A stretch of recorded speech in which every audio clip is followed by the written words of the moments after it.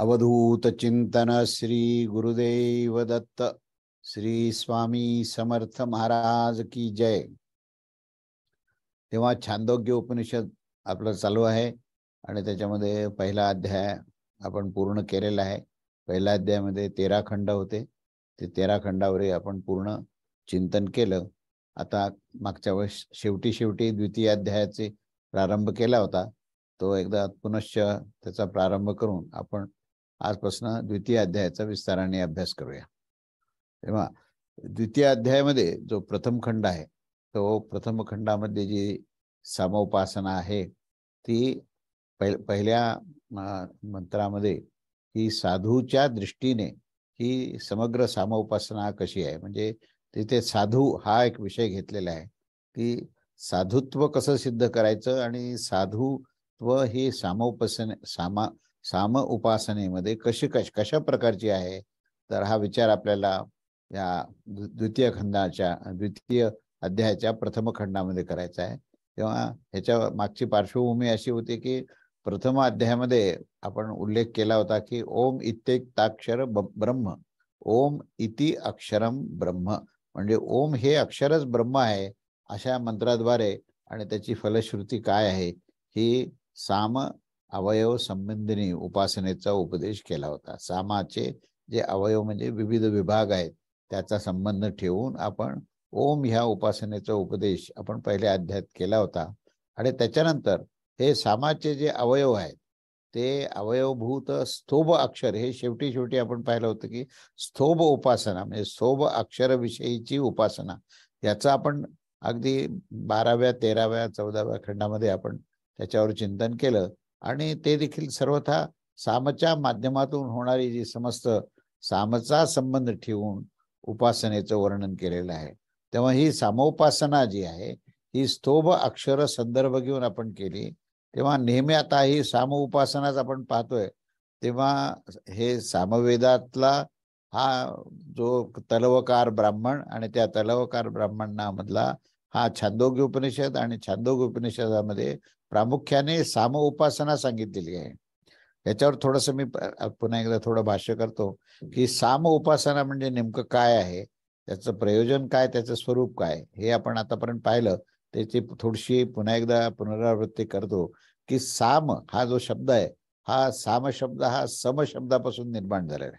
समचा आविष्कार साम आहे आणि सम म्हणजे ही संतुलन म्हणजे संतुलन ठेवून साम्य अवस्थेमध्ये ज्यावेळेस मनुष्य जातो त्याचं अंतःकरण जेव्हा साम्य अवस्थेमध्ये येत असतं त्यावेळेस त्याची स्थिती ही सामस्थिती असते।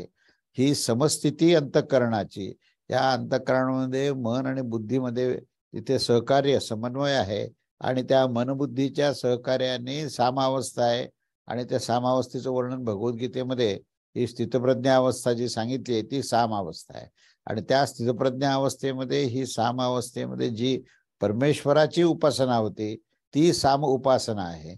आणि ती विभिन्न पद्धतीची उपासना म्हणजे साम उपासनेमध्ये सामच्या अवयवभूत हे विविध पद्धतीने उपासना कशी आहे ह्याचं आपण निरूपण पाहिलं। आणि शेवटी स्तोभ म्हणजे स्तोभ नावाचं जे काही प्रतिकात्मक अक्षर असतं त्या अक्षराला सम्मुख ठेवून आपण उपासना कशी करायची हे आपण मागच्या अध्यायात पाहिलं। तेव्हा ते सर्वथा सामच्या माध्यमातूनच होणारी अर्थात समस्त सामचा संबंध ठेवणारी ही उपासना आहे, त्याचं आता आपण पुढे वर्णन करत आहोत। तेव्हा अशा आशयाची श्रुती जी आहे त्याचा हे आपण आरंभ करत आहोत। एकदेश अथवा अवयव म्हणजे जो मर्यादित असलेला जो विभाग आहे त्याला एकदेशीय असं म्हटलंय आणि त्यालाच एकदेशीयतेमध्येच अवयव नावाची गोष्ट सांगितली। तेव्हा त्याचा जो एक विशिष्ट विभाग जो आहे तर त्याचा संबंध ठेवून प्रस्थापित करणारी जी उपासना असते ती उपासना ही एकदेशीय अर्थात अवयवीच्या संबंधीचे वर्णन करणारी अशी ही उपासना आता आपण घेत आहोत। तेव्हा आता हा पहिला मंत्र असा आहे की ओम समस्तस्य खलु साम्न उपासनां साधु यत् खलु साधु तत्सामेत्याच क्षते यत् साधु तत्सामेति। आता हा साधूच्या दृष्टीने उपासनेवरचा हा मंत्र आहे। तेव्हा या मंत्राचा अर्थ असा आहे की ओम समस्त सामची उपासना हीच साधू आहे। ही उपासना करणे म्हणजे साधुत्व सिद्ध होणे आणि तीच साधायची आहे आणि तो साधणारा तो साधू आहे, तेव्हा समस्त सामची उपासना साधणारा जो आहे साधू असल्यामुळे साम हेच साधू आहे, तेव्हा साधू होत असतो त्याला साम सुद्धा असं म्हणतो आपण, की जो सम अवस्थेमध्ये आला की तो साधू झाला. आणि त्याला साधायचं काय, तर तो परमेश्वराच्या प्रत्यक्ष एकरूपता ही साध्य करण्याकरता जी स्थिती आहे ती साधू स्थिती आहे आणि ती स्थिती सामच्या उपासनेने होत असते, तेव्हा त्या सामला साधू असं म्हणतात. हा ह्या मंत्राचा मुख्य आधार आहे. आणि जो जो साधू नाहीये त्याला सांगितलंय असाधू आहे. आणि जो म्हणजे त्या साधूची लक्षणं ज्याच्यात नाही आहेत त्याला शब्द वापरलाय असाधू. आणि असाधू हा असाम असतो, म्हणजे तो साम नसतो, म्हणजे विषम अवस्थेत असतो, प्रकृतीमध्ये आसक्त असतो. अशा त्या विषम अवस्थेच्या व्यक्तीला असाधू म्हटलंय, असाम असं म्हटलंय. असा या मंत्राचा शब्दशः अर्थ आहे. तेव्हा या मंत्रामध्ये जो आशय आहे तो आपण पाहू की समस्त अर्थामध्ये जे संपूर्ण जे विविध विभाग रूपाने जे अवयव आहेत त्या अवयवाने युक्त असणारे, आता इथे आपण विविध उपासना म्हणजे काय आहे, तर आता ही विविध उपासना म्हणजे कोणती कोणती आहे, तर त्याचं वर्णन करताना सांगितले की पंचभक्तिक आणि सप्तभक्तिक अशी सामची उपासना आहे. म्हणजे 5 प्रकारच्या भक्ती सांगितल्या आहेत, उपासना सांगितल्या आहेत आणि शेवटी 7 प्रकारच्या उपासना सांगितल्या. तेव्हा या 5 प्रकारच्या भक्ती आणि 7 प्रकारच्या भक्तीने युक्त असलेली जी सामची उपासना करतात त्याला साधू असं म्हटलंय. आणि खलू अशा प्रकारचा जो शब्द वापरलाय त्याचा अर्थ हे सगळ्याला धरून असणारी वृद्धिंगत होणारी अशी ही भक्ती आहे. आणि त्या समस्त सामामध्ये साधू दृष्टीचे विधान करण्यात जे होण्याचे कारण असं आहे की साधू शब्द पूर्व उपासनेच्या निंदेसाठी नाही आहे, तर तो सर्व प्रकारे उपासनेला ग्रहण करून परमेश्वराच्या प्राप्तीच्या साधनेमध्ये जो असतो त्याला त्या अर्थाने तो साधू आहे. काही विशिष्ट उपासनेचा पुरस्कार आणि विशिष्ट उपासनेचा निषेध असा काही प्रकार याच्यात नाहीये. तेव्हा पूर्व उपासनेमध्ये न राहणारी ही साधुता समस्त साम मध्ये दाखवली जात आहे असं म्हणता येणार नाही. तर ती साधू जी आहे तो समस्त साम उपासनेला ही ग्रहित धरलेली आहे. तेव्हा ही साधूची समस्त उपासना जी आहे ती ह्या साम मध्ये आहे. तेव्हा हे पूर्वोक्त उपासनेची जी साम साधू आहे आणि ती उपासना करा असं त्या ठिकाणी पुरस्कार केला आहे, त्याचाच उपसंहार आता केला गेला आहे की साधू हा जो शब्द आहे तो त्याचा अर्थ इथे असून असा दिलेला आहे की साधणारा. शोभन अर्थाचा हा बोधक शब्द आहे की शोभन म्हणजे तुमच्या आचरणामध्ये हे सदाचरण आहे आणि तो ज्ञानपूर्ण आहे म्हणून तो बोधक देखील आहे आणि शोभायमान असणाराच आहे, तर तो साधू. आणि असं जाणल्याने यावर सांगतात की लोकांमध्ये जी वस्तू साधू शोभना अर्थात निर्दोष रूपाने पवित्र ही शोभनीय असणारी अशा प्रकारचे हे जे रूप आहे तर ती साधू शोभन ह्याच्यामध्ये असते. तेव्हा त्या सगळे निपुणजन साम असे म्हणूनच त्याला बोलवत असतात. म्हणजे त्या साधूचा आणि त्या सामतत्वाशी इतकी एकरूपता आहे की साधूचं संबोधन करत असताना सुद्धा त्याला साम असा शब्द वापरला आहे. म्हणजे जो असाधू आणि विपरीत प्रकारचे जे कर्म करतो त्याला आपण असाधू किंवा त्याला असाम म्हटलेलं आहे. आणि जो अतिशय आचरण शुद्धता पावित्र्य ज्याच्यामध्ये आहे आणि तो परमेश्वराशी एकरूप होण्याकरता साम्य स्थितीत आलेला आहे त्याला साधू असंही म्हटलंय आणि त्या साधूला साम असंही म्हटलंय. तेव्हा साधूला साम अशा प्रकारचं संबोधन देखील केलेलं आहे. असं या पहिल्या मंत्राचा पूर्ण आशय आहे. त्याच्यानंतर आता दुसरा मंत्र पाहूया. दुसऱ्या मंत्रात काय म्हणतात.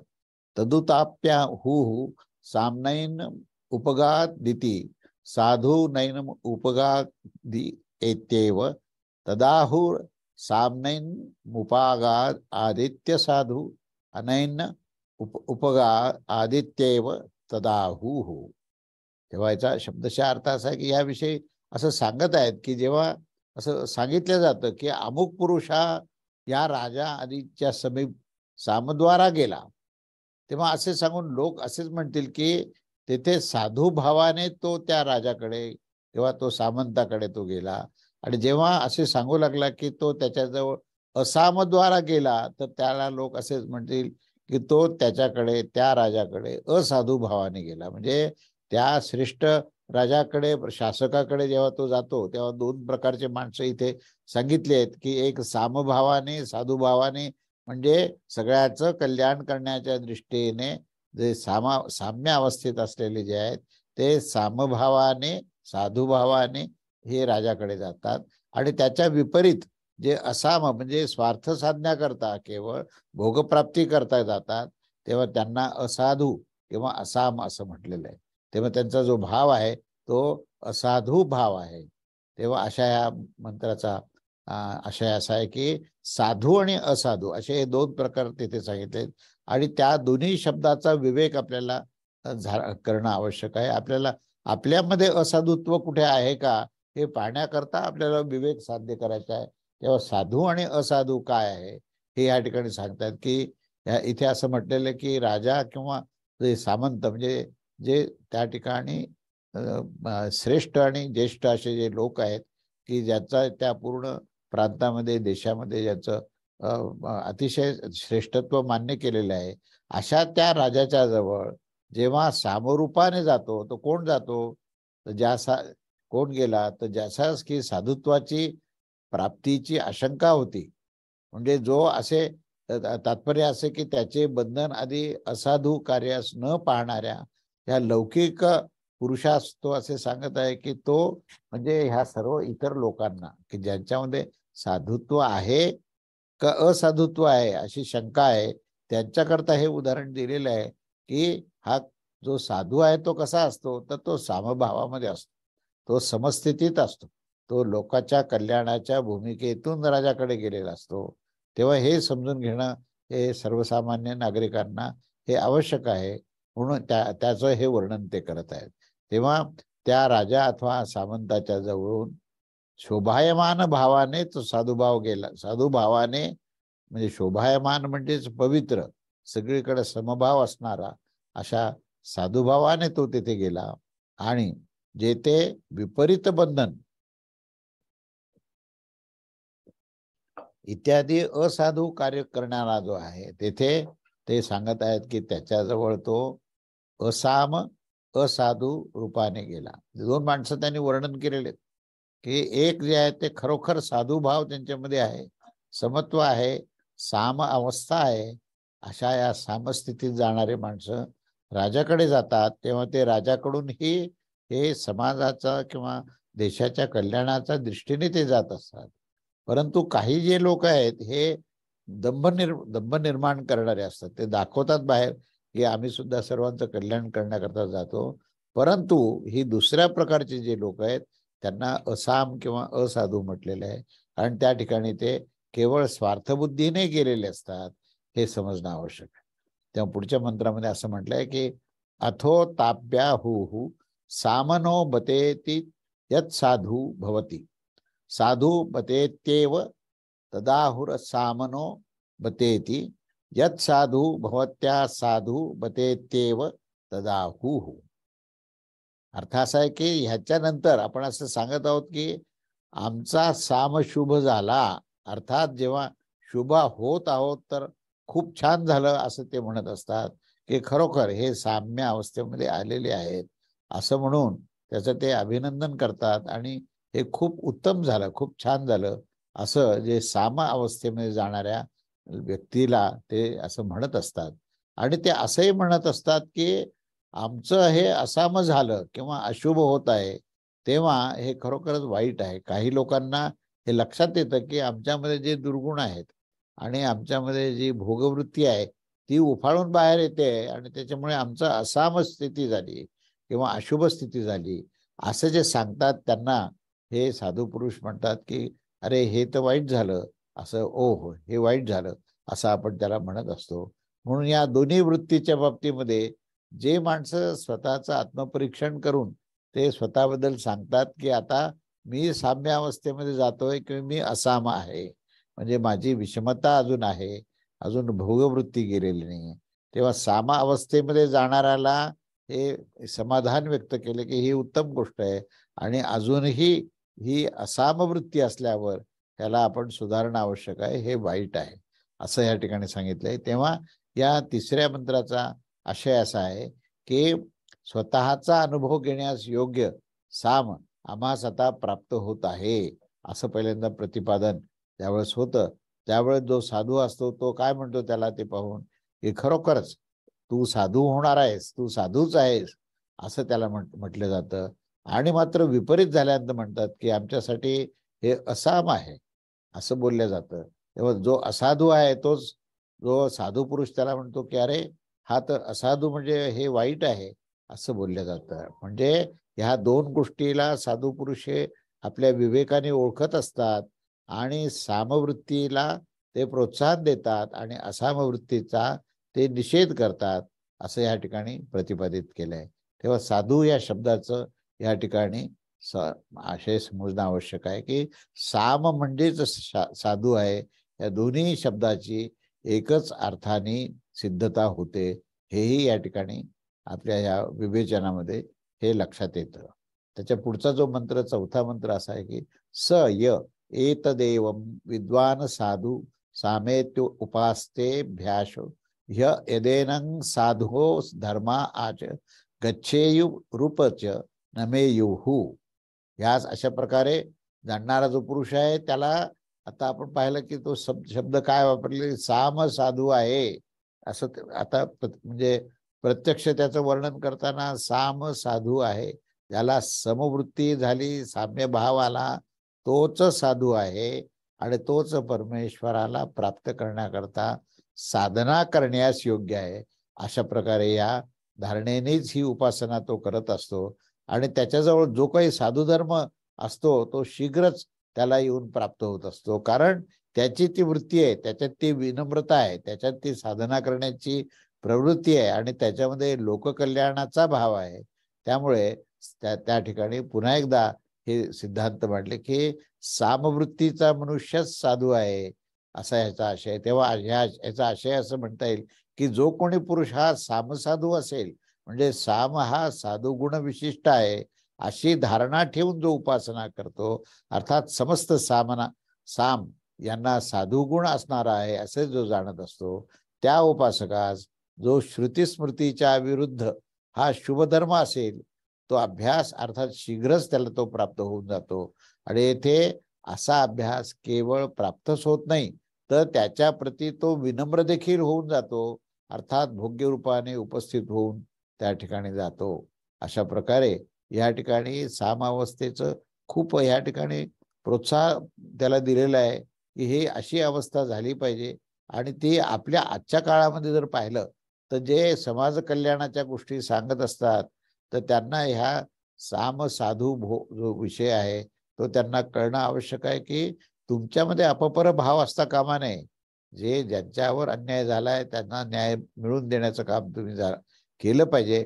पूर्वग्रह दूषित वृत्ती आणि स्वतःचा भोग आणि स्वतःची सर्व प्रकारची स्वार्थ साधण्या करता जे लोक केवळ जनतेचं कल्याण आम्ही करतोय अशी म्हणून जर भूमिका घेत असतील तर त्याला इथे शब्द वापरलाय असाम, किंवा त्या ठिकाणी त्यांना असं म्हटलं की असाधू, म्हणजे ते खऱ्या अर्थाने ते परमेश्वराची प्राप्ती करण्याच्या दिशेने नाहीतच तर ते असाधू आहेत किंवा त्यांना त्यांच्या वृत्तीला असाम असं म्हटलंय. तेव्हा सामवृत्तीला प्रोत्साहन दिलेलं आहे आणि त्याचा बोध आपण आपल्या नित्य जीवनामध्ये घेतला पाहिजे की नित्य प्रपंचामध्ये कर्तव्य करताना असताना ही सामबुद्धी असली पाहिजे, ही भोगबुद्धी असता कामा नये. अशा प्रकारचे हे 4 मंत्र आपण पाहिले आणि या 4 मंत्राच्या प्रकारे हे छांदोग्य उपनिषदातील या द्वितीय अध्यायाला प्रारंभ करून द्वितीय अध्यायातला हा प्रथम खंड हा आपण त्याच्यावरील भाष्य जे आहे ते आपण या ठिकाणी परिपूर्ण केलेलं आहे. आता द्वितीय अध्यायातील ही द्वितीय खंड आपण आता सुरू करू. त्याच्यामध्ये आता लोकविषयक 5 प्रकारची साम उपासना सांगितली आहे. आता या 5-5 प्रकारच्या आता इथे उपासना येतात तर त्याचा आपण आता पाहू आणि ज्याचा संबंध लोकाच्या कल्याणाकरता आहे. लोकाच्या कल्याणासाठी 5 प्रकारची साम उपासना काय आहे असा हा द्वितीय खंडातला विषय आहे.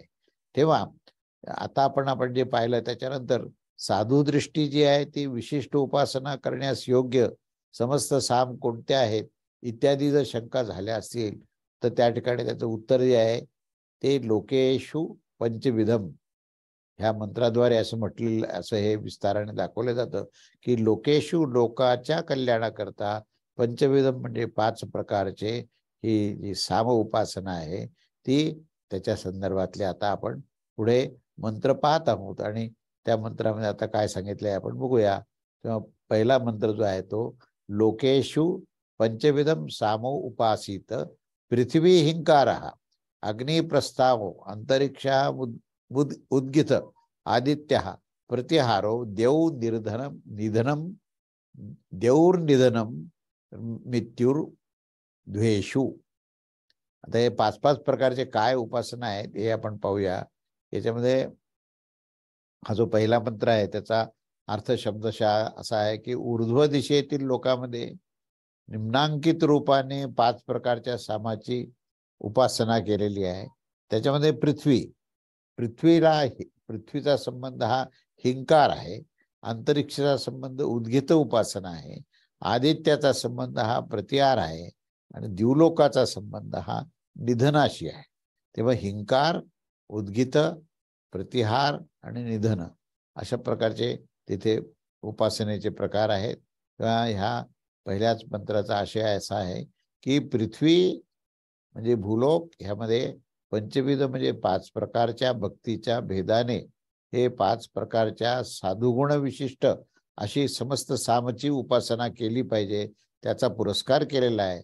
आणि ती 5 प्रकारची उपासना ही कशा प्रकारची आहे ते दाखवत आहेत की पृथ्वी जी आहे, पृथ्वीचा जेव्हा विचार करू तेव्हा त्याला हिंकार, आता हिंकार हा शब्द आपण पहिल्या अध्यायात पाहिला की काहीतरी जेव्हा सांगायचंय तेव्हा त्याला म्हणजे तो मोठ्या आवाजाने म्हणजे सर्वांना ऐकू जाईल अशा प्रकारच्या आवाजाने ज्यावेळेस बोलल्या जातं तेव्हा त्याला हिंकार असं म्हटलेलं आहे.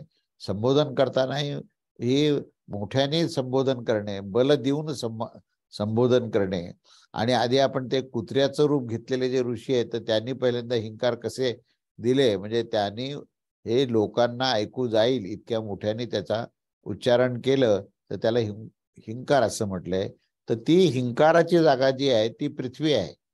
लोकेशु या पदामध्ये हिंकारामध्ये पृथ्वी याच्या दृष्टीद्वारे पृथ्वीला हिंकार असं म्हटलेलं आहे.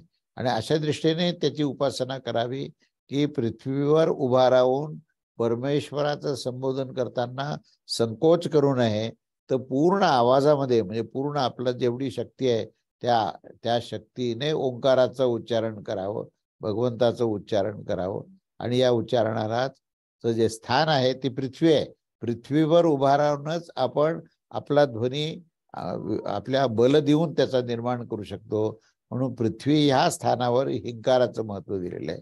आणि म्हणून पृथ्वीवर उभा राहून या मोठ्याने त्याचं संबोधन करून प्रार्थना करावी. आणि ही प्रार्थना म्हणजेच पृथ्वीवरील हिंकार दृष्टीने केलेली उपासना आहे. त्याच्यामध्ये म्हणून त्याला पृथ्वी हिंकार आहे असं म्हटलंय. आणि याच्यामध्ये ह्या हिंकार आणि प्रथमता हे 2 गुण आहेत की त्या हिंकारामध्ये म्हणजे संबोधन आहे आणि ते संबोधन हीच प्रथम गोष्ट उपासनेमध्ये आहे. नंतर तुम्ही धारणा करा, परंतु पहिल्यांदा ओम हा उच्चार केला म्हणजे प्रथम उच्चारण करण्यामध्ये ओंकार आहे. म्हणून प्रथमता आणि हिंकार हे 2 गोष्टी ज्या आहेत त्याच्यामध्ये समान गुण आहेत. तेव्हा आता पुढचा जो दुसरा प्रकार जो आता सांगितला आहे उपासनेचा तो म्हणजे अग्निप्रस्ताव आहे. आता अग्नी म्हणजे आपण पहिल्यांदा ओंकाराचं उच्चारण करून भगवंताचं स्मरण करतो आणि मग आपण त्या ठिकाणी अग्नी ही घर्षण करतो लाकडावर आणि अग्नीचा निर्माण करतो. तेव्हा त्याच्या आधी आपण प्रथमता म्हणजे हिंकार केला आणि नंतर मग अग्नीला निर्माण करण्याचा प्रस्ताव, आपण म्हणतो ना एखाद्या गोष्टीचा प्रस्ताव मांडला म्हणजे आपण त्याचं प्रपोजल मांडलं, तसं अग्नीमध्ये आपण परमेश्वर प्राप्ती करता प्रस्ताव केलेला आहे. आणि अग्नीमध्ये कर्माचा प्रस्ताव केला जात असतो. आणि म्हणून प्रस्ताव देखील एक प्रकारची ही सामभक्तीच आहे, साम उपासनाच आहे. की प्रस्ताव काय आहे की हे भगवंता, मला तुला प्राप्त करायचं आहे, मला तुझी स्तुती गायची आहे, असा प्रस्ताव करून आपण अग्नीमध्ये हवन सुरू करतो. म्हणून अग्नीमध्ये कर्माचा प्रस्ताव केला जातो आणि त्याकरता हा प्रस्ताव हा देखील हा सामभक्तीचाच प्रकार आहे. त्याच्यानंतर पुढचा जो तिसरा आहे तो म्हणजे अंतरिक्ष. अंतरिक्षामध्ये उद्गीत आहे. अंतरिक्षामध्ये म्हणजेच गगन, आकाश असं त्याला म्हणता येईल, की इथे उद्गीत देखील गकार विशिष्ट आहे आणि या कारणाने गकार आणि उद्गीत या दोघांमध्ये ही सदृश्यता आहे.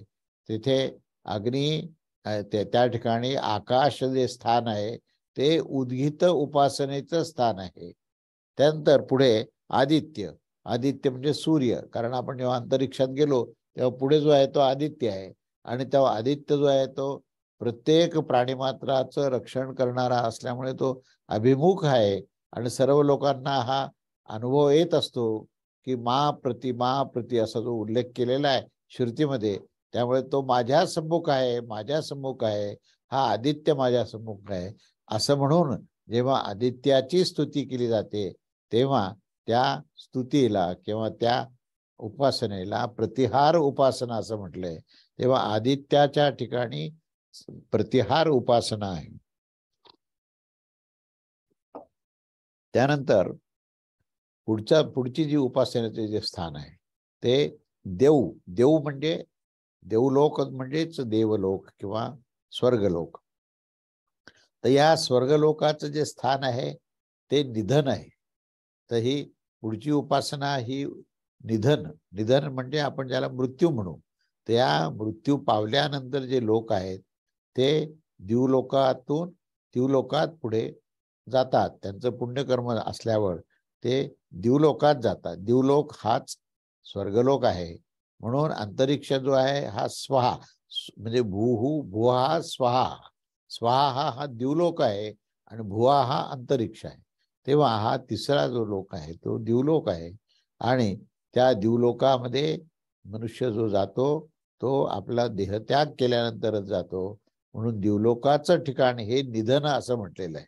तेव्हा ही निधनाची स्थिती, ही निधन उपासना जी आहे ती या दिवलोकात आहे. आणि अशा प्रकारे हे उत्तरोत्तर ऊर्ध्वगतीने वरच्या दिशेने लोकांमध्ये या लोकाच्या दृष्टीने केली जाणारी ही उपासना आहे. लोक म्हणजे भूभुवा स्वाहा हे जे हे लोक आहेत आणि या लोकांच्या दृष्टीने केलेली उपासना ही लोकोपासना आहे. आणि ती कशी आहे तर ती भूलोकापासून प्रारंभ होते आणि ऊर्ध्वगतीने जात जात जात अंततः दिवलोकामध्ये म्हणजे स्वर्गलोकात जाते. म्हणून ती उत्तरोत्तर ऊर्ध्वगतीने जाणारी, वरच्या दिशेने जाणारी आणि या विविध लोकांच्या माध्यमातून जाणारी असल्यामुळे लोकदृष्टीने केलेली ही उपासना आहे. आणि अशा प्रकारे लोकदृष्टीची उपासना या आपण प्रथम श्लोकामध्ये पाहिली.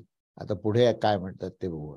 आवृत्ती कालिक अधोमुख लोकामध्ये पंचविध उपासना. आता खालून वर गेलेला आहे. भूलोकातून स्वर्गलोकामध्ये त्याचा प्रवास झालेला आहे. आता स्वर्गलोकातून पुन्हा अधोमुख म्हणजे अधः दिशेकडे जाण्याचा जो काही प्रवास आहे त्याच्यामध्ये, त्या प्रवासामध्ये पंचविध उपासना, सामोपासना काय आहे याचं वर्णन जे आहे ह्या दुसऱ्या मंत्रात केले. अथा वृत्तेषु देऊर्हिकार आदित्य प्रस्तावो अंतरिक्षम उद्गिथो अग्नि प्रतिहार पृथ्वी निधनम. आता हा वरून खालचा प्रवास आहे आणि त्या प्रवासाचं वर्णन करताना हा मंत्र आपण आता सांगितला तो आहे. त्याचा अर्थ असा आहे की आता अधोमुख लोकामध्ये म्हणजे सामोपासनाचे जे निरूपण केले जाते आहे त्याच्यामध्ये दिवलोक, आता दिवलोकापासून प्रारंभ असल्यामुळे आता दिवलोक हिंकार आहे, आदित्य प्रस्ताव आहे, अंतरिक्ष उद्गीत आहे आणि अग्नी पृथ्वी आहे, अग्नी प्रतिहार आहे आणि पृथ्वी निधन आहे. असे 5 प्रकारची ही उपासना ही अधलोकामध्ये अधः दिशेने जाताना ही पंच उपासना सांगितली आहे. त्यामुळे या पंच उपासनेचा जो अवलंबन करेल तो पुनश्च स्वर्गातून उत्तम कार्य करण्याकरता पृथ्वीवर येऊ शकेल, मनुष्य देह पुन्हा एकदा धारण करू शकेल आणि परमेश्वर प्राप्ती करता सामोपासना करू शकेल. म्हणून त्याचे जे टप्पे आहेत ते टप्प्यामध्ये अधोमुख लोकामध्ये ही सामोपासनेचं हे सगळं निरूपण केलेले आहेत. त्यात प्रथम दिवलोक म्हणजे स्वर्गलोक आहे, त्याला हिंकार म्हणजे प्रारंभ केलेला आहे म्हणून हिंकार आहे. आदित्य जो आहे ते त्या ठिकाणी प्रस्ताव आहे. अंतरिक्ष जो आहे त्या ठिकाणी खऱ्या अर्थाने उद्गीत उपासना आहे. म्हणजे सामोपासना जी आहे ती अंतरिक्षामध्ये उद्गीत उपासना आहे. आणि अग्नी हा प्रतिहार असून शेवटी पृथ्वीवर निधन आहे, असं या ठिकाणी त्याचा शब्दशः अर्थ आहे. तेव्हा त्याचा आशय असा आहे की आवृत्त अर्थात पुनरावृत्तीच्या वेळी, कारण ही सगळी प्रक्रिया ही पुनरावृत्तीची आहे. जेव्हा स्वर्गलोकात गेल्यानंतर पुन्हा एकदा भूलोकात यायचं म्हणजे ही पूर्ण प्रक्रियाच ही, या प्रक्रियेलाच पुनरावृत्ती प्रक्रिया असं म्हणतात. आणि म्हणून अधोमुख दिशेने जाण्याची ज्यावेळेस प्रारंभ होतं तेव्हा पुनरावृत्तीला प्रारंभ होतं. म्हणून ही पुनरावृत्तीची असलेल्या 5 प्रकारच्या सामोपासनेचं हे निरूपण केलेलं आहे.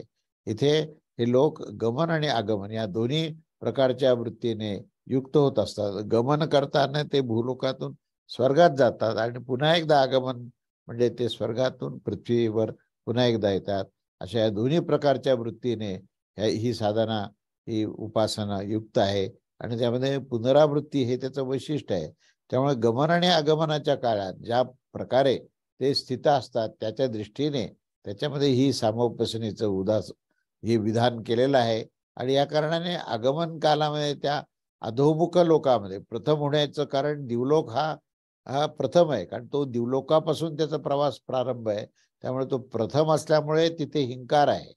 आदित्य, आता आपण हिंकाराच्या बद्दल आपण मागच्या वेळेस पाहिलं की तोच अर्थाने की तो प्रारंभ करताना आपण ती घोषणा ही मोठ्याने केलेली आहे.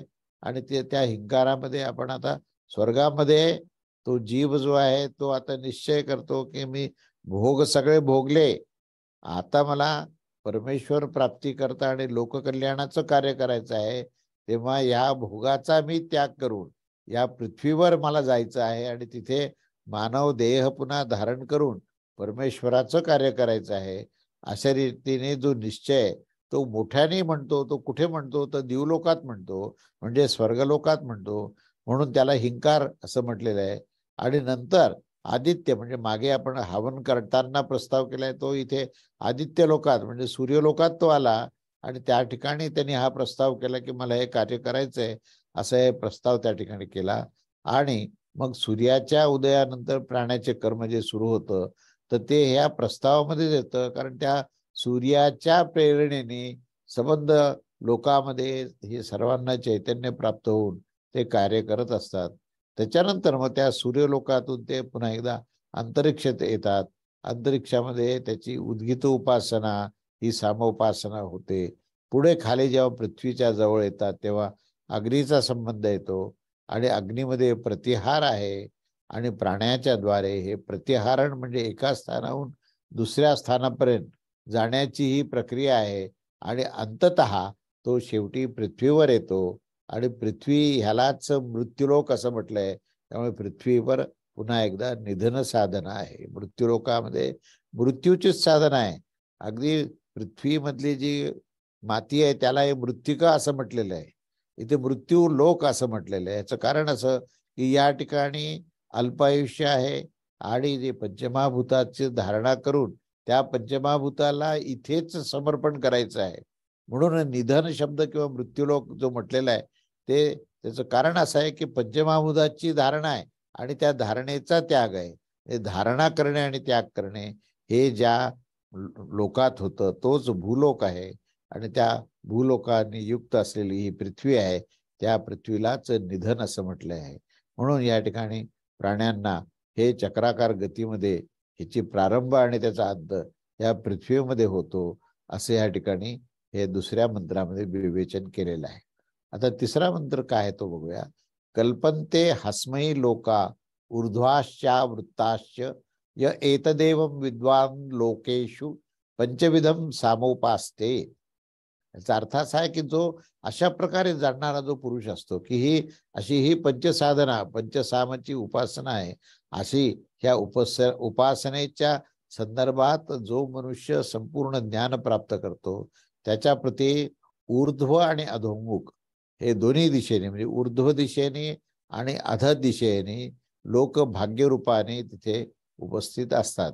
म्हणजे त्याचं भाग्य जे आहे कुठेही कमी होत नाही. जरी त्याची पुनरावृत्ती होत असली तरी त्याचा मुख्य उद्देश जो आहे तो उत्तरोत्तर त्याच्यामध्ये ही प्रगती व्हावी आणि परमेश्वराला प्राप्त होण्याची क्षमता तिथे मिळावी, अशा प्रकारची त्याला जी उपलब्धी होते ती उपलब्धी केव्हा होते, तर ही सबंध साधनेचं ज्याला ज्ञान झालेलं आहे, तेव्हा ह्या पंचविध साम उपासनेचं ज्याला पूर्णपणे जेव्हा ज्ञान होतं तेव्हा त्याला ऊर्ध्व दिशेने जाताना आणि अध दिशेने जाताना जी काही त्याचा प्रवास असतो तो प्रवास हा त्याच्या उद्धारासाठीच होत असतो आणि त्याला अंततः परमेश्वर प्राप्ती करताच ह्या गोष्टी होत असतो, असा या मंत्राचा अर्थ आहे. तेव्हा याचा आशय असा आहे की कल्प हे समर्थ होत असतात, भोग्य रूपाने ते प्राप्त होत असतात आणि अर्थात त्याच्या प्रति गमनागमन कालाच्या स्थितीमध्ये जे काही ऊर्ध्व आणि अध ह्या दोन्ही लोकांमध्ये तो जातो. तो जात असताना तो केवळ भाग्यरूपानेच तो उपस्थित असतो. तर ही गोष्ट कोणाच्या प्रती सांगितली की जे अशा प्रकारे जाणणारा जो पुरुष, जो त्याला त्याचं संपूर्ण पंचसाम उपासनेला ज्याचं संपूर्ण ज्ञान आहे त्या पुरुषांनाच अशा प्रकारचं हे भाग्य प्राप्त होत असतं. आणि मग ह्या लोकांमध्ये 5 प्रकारचे समस्त साम साधू गुणविशिष्ट आहेत. कारण हा जो काही पुरुष आहे हा पुरुष कसा आहे तर तो सामरूप साधू आहे. त्याला साधू असा शब्द पुन्हा वापरलाय. म्हणजे मागच्या वेळेस जो काही आपण साम आणि साधू हा जो शब्द पाहिलेला आहे, तर ही पंचविध साधना ज्यांनी केली, उपासना केली, तर तो साम साधू गुणविशिष्ट होतो आणि त्या दृष्टीनेच ही पूर्ण उपासना सांगितली आहे. तेव्हा अशा प्रकारे या पंचविध आणि सप्तविध सामच्या उपासनेमध्ये देखील सर्वत्र या वाक्याची योजना केली आहे. तेव्हा ह्या सर्व पंचविध साधनेबद्दल या अशा प्रकारे छांदोग्य उपनिषदामधील या द्वितीय अध्यायातील द्वितीय खंडावरचे जे भाष्य आहे ते भाष्य इथे पूर्ण होतं. तेव्हा दुसरा खंड इथे संपतो. आता आपण तिसरा खंड बघूया. आता ह्या ठिकाणी विषय जो घेतलाय तो वृष्टीविषयक 5 प्रकारची सामोपासना. आता ही लोकविषयक आपण आधी पाहिले की त्या विविध लोकांमध्ये त्याचं गमन आणि आगमन कसं होतं हे आपण पाहिलं. ऊर्ध्व दिशेने अध दिशेने त्याचं गमन आणि आगमन कसं होतं ह्याचं आपण आता विवेचन पूर्णपणे पाहिलं. आता पुढचा जो विषय आहे तो वृष्टीविषयक 5 प्रकारची ही जी सामोपासना आहे ती कशी आहे ह्याच्यावर हा तिसरा खंड आहे. तेव्हा ह्याच्यामध्ये त्याने असं म्हटलंय की मंत्र असा आहे की वृष्टौ पंचविधं सामोपासित उपरोवातो हिंकारो मेघो जायते सप्रस्तावो वर्षती स उद्गितो विद्यो तते स्थनयाती सप्रत्याहार.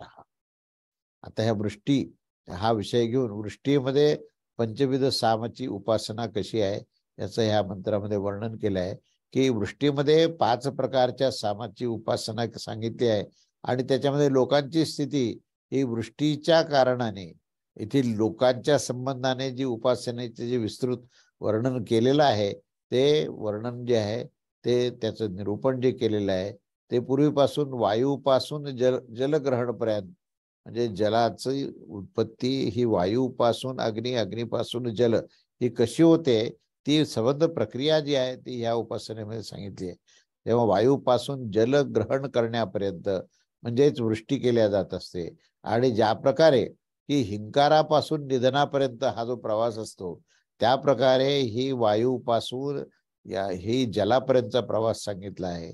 आणि साम उपासना सुद्धा याच्यात सांगितली आहे की साम सांगितल्या जात असतं. त्यामुळे इथे प्रथम असल्याने पूर्वी वायू, आता वायूपासून प्रारंभ आहे कारण ही संबंध वृष्टीची प्रक्रिया जी आहे ही वायूपासून प्रारंभ होते. म्हणून वायूपासून प्रारंभ होत असल्यामुळे वायू इथे हिंकार आहे. मेघ जो उत्पन्न होतो त्यात तो मेघ जो आहे तो प्रस्ताव आहे. वर्षा ऋतूमध्ये मेघाची उत्पत्ती झाल्यावर ही जी वृष्टी प्रस्तुत होत असते हे आपण पाहतोच आहे. तेव्हा मेघ जो बरसत असतो तोच श्रेष्ठतेच्या कारणे तिथे उद्गीत उपासना आहे. आणि जी वीज चमकते आणि कडाडते तिला प्रतिरथ म्हणजे सर्व बाजूने पसरत असल्या कारणाने त्याला त्या विजेला प्रतिहार असं म्हटलेलं आहे. अशी ही ती पूर्ण वृष्टीच्या प्रक्रियेमध्ये साम उपासनेचं त्या ठिकाणी वर्णन केलेलं आहे. तेव्हा ही वृष्टी उपासक संबंधित ही पंच सामोपासना काय आहे ह्याचा आपण आता प्रारंभ केलेला आहे. तर त्या संबंधी आपण विस्ताराने पुढच्या रविवारी आपण बघूया. अवधूत चिंतन. श्री गुरुदेव दत्त. श्री स्वामी समर्थ महाराज की जय.